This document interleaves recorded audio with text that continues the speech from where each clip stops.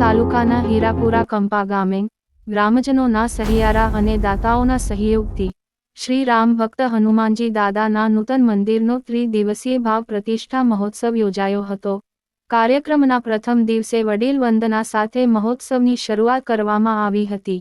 આમ ત્રિદિવસીય કાર્યક્રમમાં ગ્રામજનો સહિત દાતાઓએ ભારે જહેમત ઉઠાવી મંદિરના ભાવ પ્રતિષ્ઠા મહોત્સવને સફળ બનાવી ધન્યતા અનુભવી હતી।